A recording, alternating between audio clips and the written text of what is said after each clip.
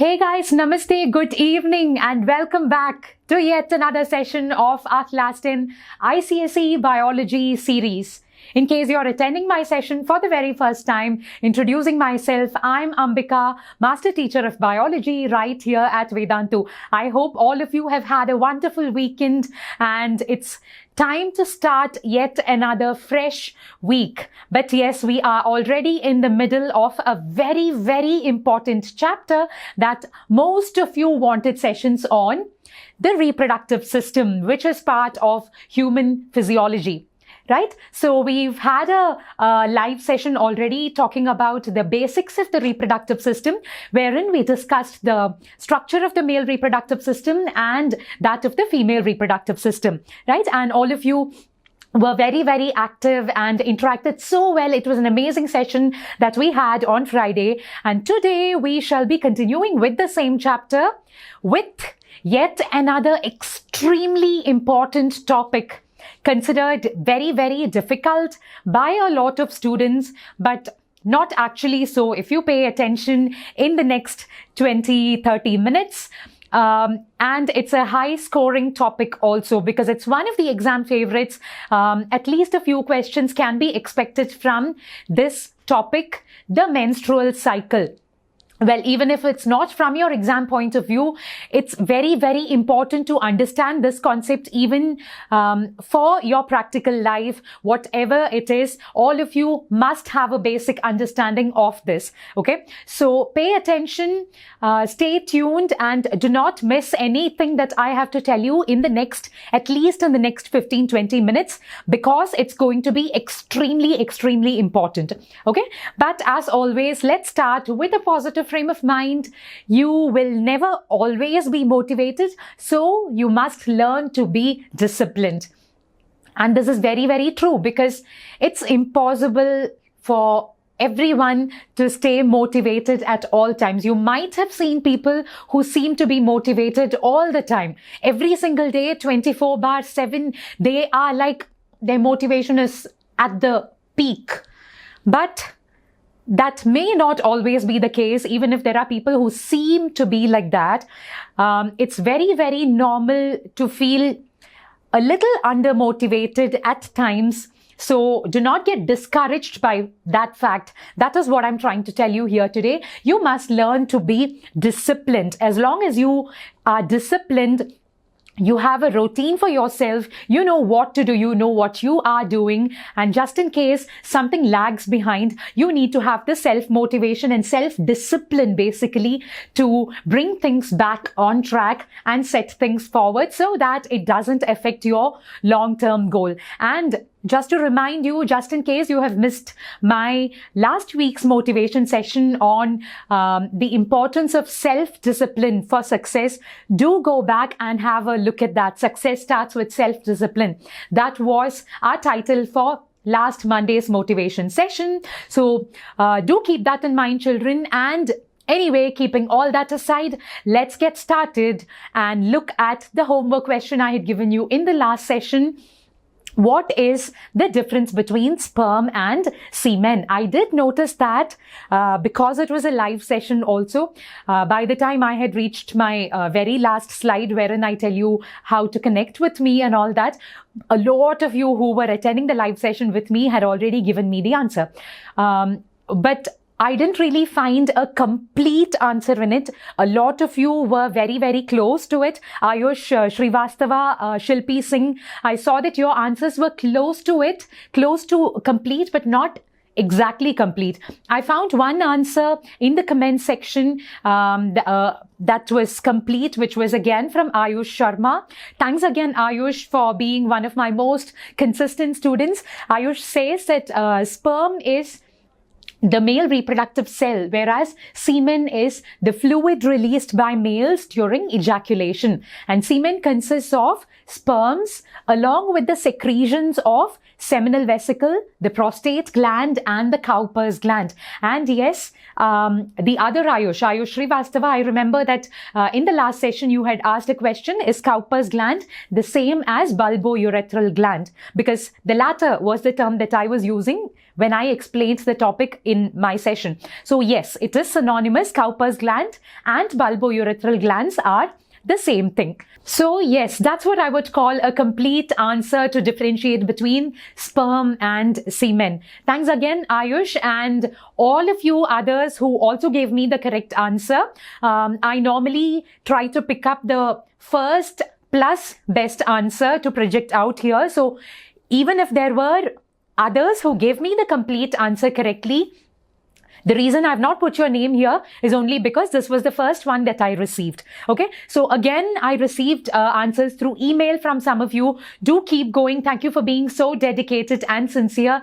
I will be extremely happy to keep hearing back from you after every session, in between 2 subsequent sessions, and so on. So again, once again, why Shilpi, I thought your answer was not complete was because, of course, you said that sperm is a reproductive cell, the male reproductive cell, but your answer said that semen is only the fluid part that includes the secretions, that has the secretions of the 3 glands. So this is in fact how you need to say it, that it is sperm plus the secretions. That is what semen is. Okay, so semen does include sperm also. And Ayush Srivastava, you said that it is sperm plus secretions from the seminal vesicle.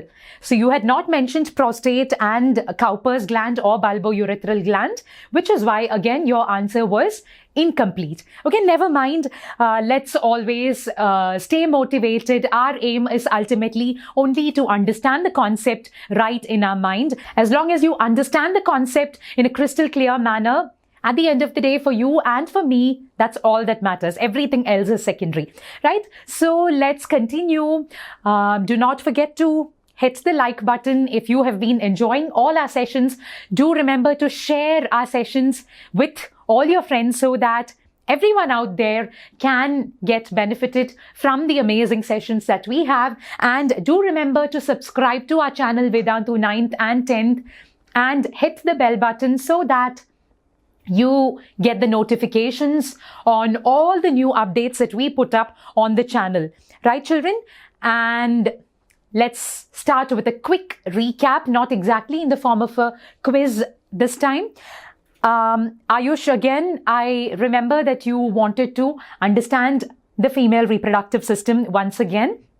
So keeping that in mind, and also because it is important to understand this for all of you to understand today's session well in detail, let's just recap this. Okay. The first point to keep in mind is that the female reproductive system starts with the female sex organs, which are a pair of ovaries. This is one ovary. This is the other ovary. A pair of ovaries. So ovary is the female sex organ. It's the female gonad, or it's the ovary that produces the female gamete, which are eggs or ova. And that process is called oogenesis. Okay. Now, talking about the other parts, following the ovary is the oviduct or the fallopian tube. Okay, the fallopian tube or the oviduct on both the sides. These finger-like structures that you see here are called fimbriae. Why are they important? When the egg is produced by the ovary, it's these hair-like structures that are able to move the egg from the ovary into the fallopian tube. Okay. So that's the fallopian tube or the oviduct. What happens inside the fallopian tube? The egg moves in, and in case a sperm or sperms have entered the female reproductive tract, fertilization happens inside the fallopian tube. This is somewhere here, either here or here. Okay? Is where the sperm would meet the egg. Okay? Fertilization basically happens in the fallopian tube. And then we have the sac-like structure, which is the uterus. The uterus is the structure within which a growing fetus develops. The most important part of the uterus to keep in mind is the inner lining, the thick lining, inner layer of the uterine wall, which is called the endometrium. Okay? And then the opening of the uterus is called the cervix. What does the cervix lead to? It leads into a tubular passage, which is called the vagina. Okay, and the vagina opens to the exterior. And it's important to keep in mind that in the case of females, urethra and vagina are two separate openings. Whereas in the case of the male, the urethra serves two functions: to expel urine as well as to expel sperm. Okay, so that is an important difference between the male and the female reproductive systems. Keep that in mind. We don't have to mention urethra while describing the female reproductive system. So these are the parts. Once again, the ovary, followed by the fallopian tube, and then the uterus, lined the inner lining of which is called the endometrium. The opening of the uterus is called the cervix, and the long passage is called vagina that opens to the exterior. It is into the vagina that during copulation, sperms would be released, and the sperms would swim up and reach the fallopian tube to meet the egg that was released. Okay, guys? So I hope that's clear. Now, how this cycle of egg release and all of those things happen is what we are going to be discussing in the next 15 minutes or so. So stay very, very alert. Have pen and paper in hand. That is my sincere suggestion, because it can get a little confusing. I will try going as slow as possible, children, because what I sincerely want is that by the end of this session, you should be completely able to explain the menstrual cycle to another student. If you were the teacher, you should be able to explain it completely crystal clear. That is the position that I want you to be in at the end of this session. So whatever you can do to reach that level, do that. If just paying attention will help you retain it in your memory, well and good. Otherwise, pen and paper and keep listening and looking at our board. Okay? And now, let us just recall the functions of the female reproductive system. Now, unlike the male reproductive system, the female reproductive system has two major functions. Of course, the first one is the production of gametes, just like the male reproductive system, which was also aimed at producing gametes. It was sperm in the male case. It's egg or ova in the case of females. But there is an additional function for the female reproductive system, which is to support the growth of the embryo and the fetus. Okay, this function is only a female reproductive system's function. The male reproductive system does not have such a function, right? So it's important to keep these two in mind. The first one, production of ova or eggs, is the process that we would call oogenesis. Okay, spermatogenesis is the production of sperm. Oogenesis is the production of ova. And you also have a general term either referring to spermatogenesis or oogenesis. It is gametogenesis. Basically, wherever you hear the suffix genesis in biology, it means formation of something. Janan, if you convert it into Hindi or an Indian language, Janan is birth or formation. Genesis is rhyming to that. So that is formation, okay? Oogenesis in this case. Whereas the second function that I've written here, support the growth of the embryo and the fetus.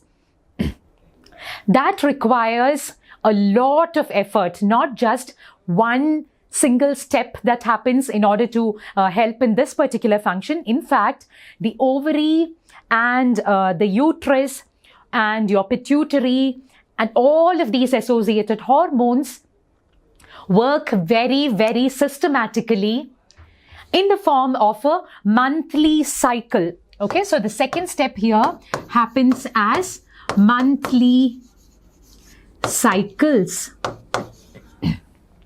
Whereas in the case of a male reproductive system, such a systematic cycle is not required.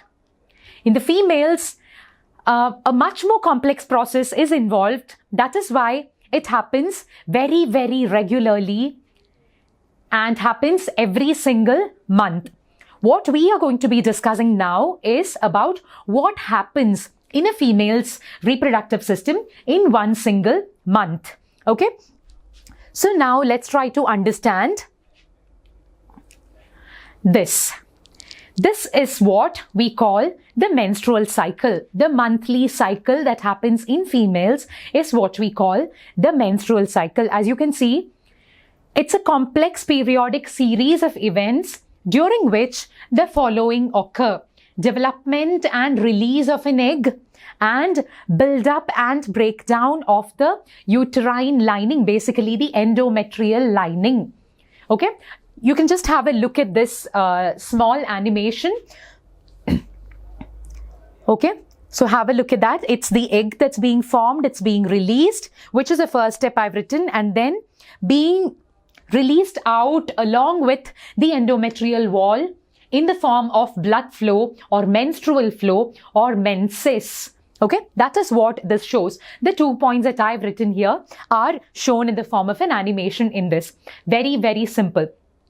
That particular flow is called menstrual flow. So keep that in mind. The cycle is called menstrual cycle. What are the events that occur in a menstrual cycle? When does it start? All of these things are extremely important to be understood. Now, the menstrual cycle begins in a female at puberty. The menstrual cycle begins in a female at puberty around 11 to 13 years of age. Roughly around 11 to 13 years of age, when the hypothalamus stimulates the anterior pituitary to release FSH and LH. Remember, children, we discussed in the endocrine system that the pituitary gland is called the master gland. The hypothalamus acts as the switch on and off point of the pituitary gland, right? So when a girl reaches puberty, the hypothalamus senses that her body is physically fit now to become reproductively active. Okay, that is when it sends signals to the anterior pituitary and asks it to secrete FSH and LH. Let's write it down step by step. I've just put the image of the reproductive system for your reference. Pay very close attention to what I have to say now. Okay, so it starts with the hypothalamus. The hypothalamus tells your anterior pituitary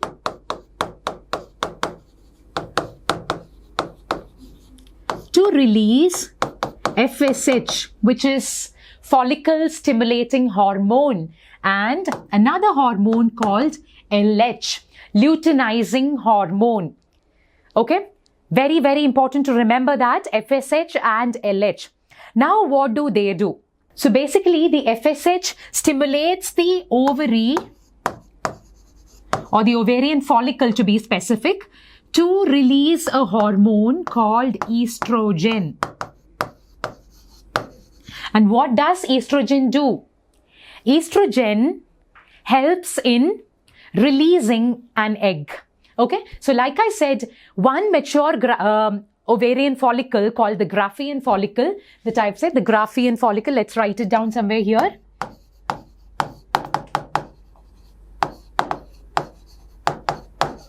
That's become completely mature, is stimulated by the estrogen, to rupture and release an ovum or the egg. Ruptures, the Graphian follicle basically ruptures or breaks down to release an egg. So what happens to the remains of the Graphian follicle? After rupturing and releasing the egg, the remaining parts of the follicle convert into a structure. Okay, after this happens, the Graphian follicle's remains convert into a structure called corpus luteum.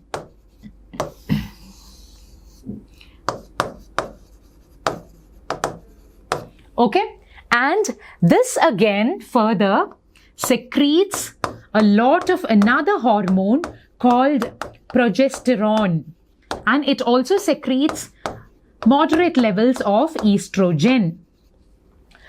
Okay, so basically, until now, what have we seen? Just one quick recap again. The hypothalamus tells the anterior pituitary to release FSH and LH. Both of those hormones, especially the follicle stimulating hormone, acts at the ovaries and ensures that the ovarian follicles begin to mature. One single ovarian follicle ends up completing its maturation process in 1 month's cycle, and that follicle is called the Graphian follicle. The Graphian follicle, when it's completely mature, ruptures, breaks down and releases an ovum or the egg. And the remaining parts or the remnants of the Graphian follicle form a structure called the corpus luteum. Okay? Corpus luteum secretes two hormones, progesterone and estrogen. Now, what do both of them do? Basically, progesterone's function is mainly to help maintain the uterine lining of the endometrium. As you can see here, the endometrial lining, this is the endometrial lining. It has to be maintained in a cushiony, richly supplied manner so that in case a baby has to be formed very soon in the next few days, it's got ample protection and nourishment. Okay, that is what progesterone ensures. Estrogen also assists progesterone in this particular function along with another function. So estrogen assists progesterone and also is responsible for the female secondary sexual characteristics. Okay, like breast development, breast growth, change in voice or maturing voice, and yes, development or formation of body hair, facial hair, in genital parts, and all of those things, widening of hips, all of those secondary sexual characters seen in females are because of the hormone estrogen. Right, children? So I hope everything is good until now. Now, let's go ahead, continuing with another part of this, okay? Phase 2 or part 2, as I would like to call it. Until now, what we have discussed happens every month in a female, okay? All of this Graphian follicle rupturing to release the egg, corpus luteum secreting progesterone and a little bit of estrogen, everything happens every month. Now, there can be two possible scenarios, okay? One in which, okay, I'll just use another color now, okay? One scenario in which a sexual act or copulation has occurred and sperms have entered the vagina and have reached the fallopian tube. In that case, fertilization happens because we've said that the egg has been released and it enters the fallopian tube. In that case, if the sperm also meets the egg at that point of time, fertilization occurs. Fertilization occurs. Now, if fertilization occurs, what would happen is the fertilized egg, now called the zygote, it would come down, of course, and implant itself into the uterine lining. Further development of the embryo happens in the uterus. Yes, but again, it's important to remember that this fertilized egg releases another hormone, a pregnancy hormone called human chorionic gonadotropin or HCG. Okay, it's said to be the pregnancy hormone whose levels are a very, very important indication of pregnancy in a woman's urine and blood samples. So HCG is secreted by the fertilized egg, and HCG signals the corpus luteum to secrete more progesterone. Okay, it induces the secretion of more progesterone so that the uterine lining or the endometrial lining can be maintained well enough. Further development will be for the next 8 to 9 months. Yes, so that has to be a very, very careful process. there has to be ensured supply of progesterone so that the endometrial lining is maintained until the end of pregnancy. Okay. Now, the second scenario. What if fertilization does not happen? An egg was released, but there were no sperms that entered the vagina or the female reproductive tract. That is the second one. No fertilization. If that's the case, pay attention, children, very important. Now comes the point that we started off with. So if no fertilization happens, which means no sperms have entered the vagina or the female reproductive tract, what would happen? There are a lot of characters here who are well prepared to receive a baby in case pregnancy occurs. But most of the time they can get disappointed because fertilization has not happened. In that case, it's not like they would keep waiting and waiting and waiting for months and years to come. This process has to happen fresh every single month. So, for the time being, the corpus luteum waits for the next 10 days or so. And even in that time, if fertilization has not occurred, along with the egg, the unfertilized egg, corpus luteum and all the other unwanted substances in the uterus exit the female reproductive tract in the form of menstrual flow or menses. Right? That occurs in the form of bleeding. So the menstrual flow is a mix of mucus, blood, and all of these waste materials that have to exit from a woman's body in order to prepare itself for the next month's cycle. Yes, children, this is very, very important to understand. Day 1 of the menstrual cycle is supposed to be the day when the menstrual flow has begun. Okay, so basically menstrual phase is the first stage of the menstrual cycle. Okay, so I hope it's clear so far. Once again, the hypothalamus stimulates the anterior pituitary to release FSH and LH. FSH and LH activate the ovaries, the ovarian follicles to undergo maturation. And as one of the follicles grows, enlarges and becomes completely mature, we call that the Graphian follicle. It eventually ruptures to release the ovum or the egg. And the remnants of the Graphian follicle form a substance, form a structure called the corpus luteum. The corpus luteum secretes two important hormones, estrogen and progesterone. Mainly it's progesterone. Estrogen is also secreted by the ovary. Okay, in general, the ovarian follicles also secrete estrogen. So both of these are important in maintaining pregnancy. Now comes the tricky part, the second part. There can be two possibilities, either where fertilization occurs or fertilization does not occur. If fertilization occurs, HCG or the human chorionic gonadotropin is produced by the fertilized egg. And HCG stimulates or tells corpus luteum to secrete more progesterone so that pregnancy can be safely maintained. Whereas if no fertilization happens, the corpus luteum, the unfertilized egg and all of them, the endometrial lining and everything breaks down together, rupture and exit through the vagina in the form of menstrual flow or menses. Okay, so just to make things a little easier for you, a little more organized for you, I have put it in this form. Just have a look at it for a few seconds. Those of you who want to make a note of it, make a note of it at this point. I'll just move out for a minute.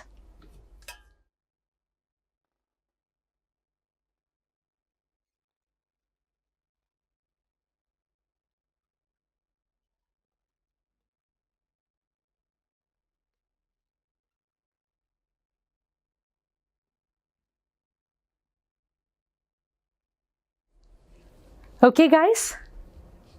So this is basically what the menstrual cycle is. But again, we are not completely done yet. Although the biological happenings and events have been discussed, we need to understand it more as a cycle. So basically, as we started, The menstrual cycle happens in the form of 4 major phases. We can divide that monthly cycle. One menstrual cycle is roughly around 28 days in duration, starting with the first phase, which is the menstrual phase. Okay, this is the first phase. It lasts for about 1 to 5 days. What I've put in brackets is the duration.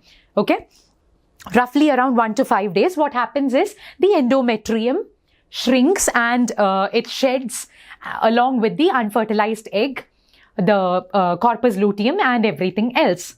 That is the menstrual phase. The next one, it can be even up to 7 days menstrual flow. Okay. The second phase is the follicular phase or the proliferative phase, wherein the next preparation for the next cycle has begun, in the sense that after all the waste has been degenerated, unused waste from the previous cycle got degenerated now. So basically it starts with cleaning up. Initially the first step is cleaning up. Secondly, what it does is it tries to ensure the formation of egg for the next cycle. So basically development of the follicle happens here, development of the ovarian follicle within which egg development happens. You can see developing egg here, right? That happens in the follicular phase, and that lasts for about 9 to 10 days. Okay, followed by this is the second phase. The third one is the ovulation phase, which lasts only for 1 day. This is roughly the 14th day of the cycle. If it's 28 days, the 14th day is roughly said to be when ovulation happens. What is meant by ovulation? Basically, the completely mature egg is released. You see that what was formed here in the ovary, in the ovulation phase, it gets released into the fallopian tube. And at the same time, thickening of the endometrium also happens because, yes, the Graafian follicle has formed corpus luteum. Corpus luteum has secreted progesterone, and progesterone has been helping in thickening of the endometrium. That is the third stage.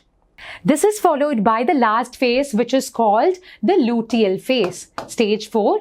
You can see that the egg is released, yes, and it's called the luteal phase because this is the stage where the corpus luteum, luteal is from that. The corpus luteum is most active.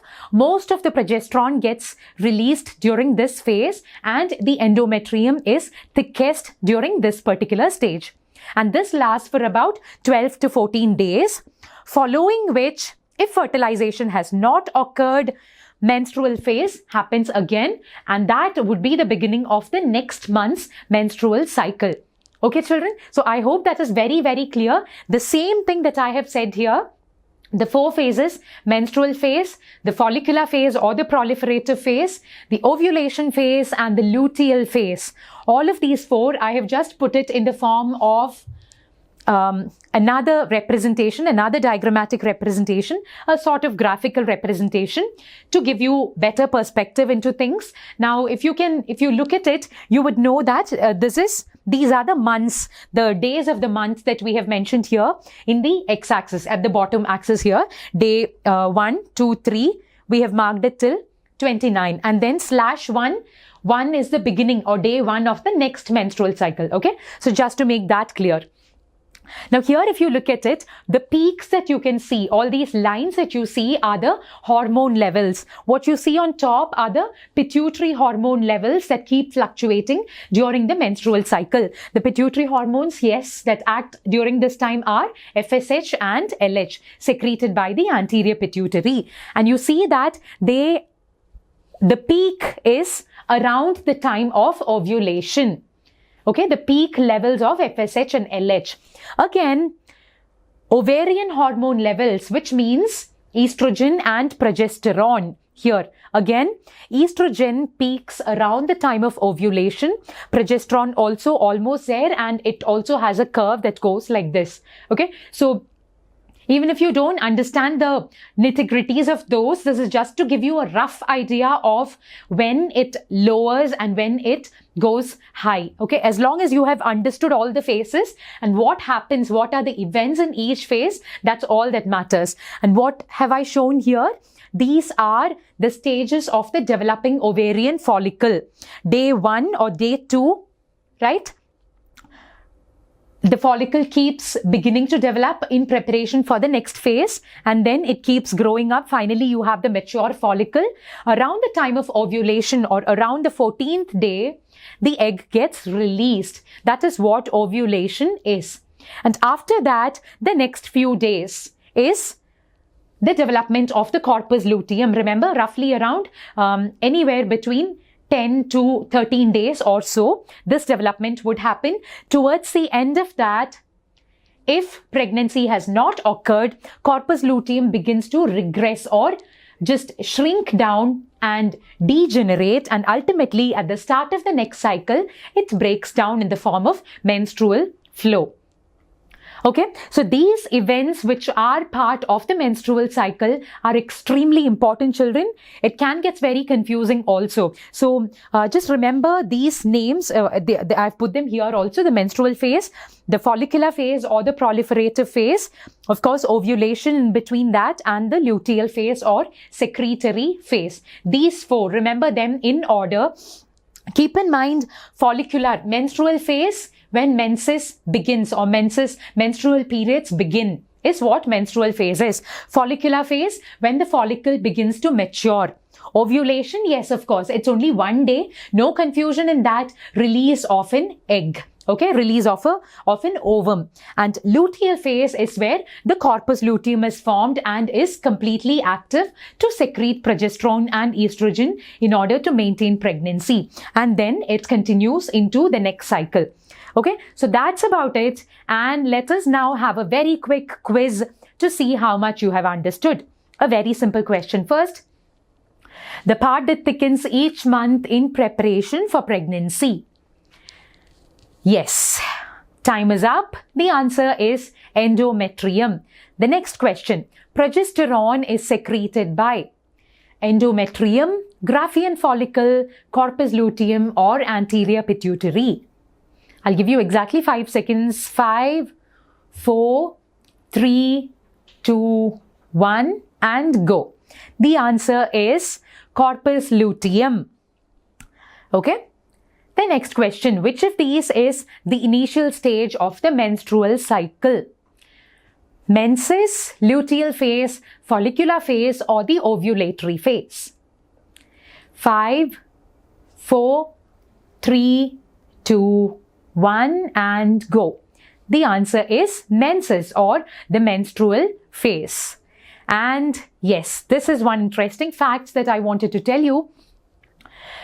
A woman produces only 400 to 500 mature eggs in her reproductive lifetime. What is a woman's reproductive lifetime? It's between her age 10 to age 50. Roughly, initially, when her first menstrual period comes, it is called menarche or menarche. And the stage at which menstrual periods stops or the menstrual cycle becomes inactive around the age of 50, it's called menopause. Okay. In between these years, she produces only around 400 to 500 mature eggs. Just think of it, because it's only 1 egg per month. Either the right ovary or the left ovary usually alternates between the two, and hence only roughly around 12 eggs per year. So in the reproductive lifetime, it's only 400 to 500, which is far fewer than the number of sperm a man produces every second. And which is why so much of competition exists. Yes, this is the egg, and then millions of sperms competing to fertilize one single egg. That is the kind of competition that exists in nature. Okay. And yes, we are done for the day. Do not forget to download Vedantu's learning app. Do stay in touch with us through the Telegram group. And most importantly, do not forget to hit the like button, children. Remember to share it with all your near and dear friends. Especially today's topic was a very important topic and something that can get easily misunderstood if not understood, if not read and interpreted in the right manner. Okay, so make sure you understand it well from your exam point of view and for practical life. It's always useful to know this, and do remember to subscribe to our channel Vedantu 9th and 10th.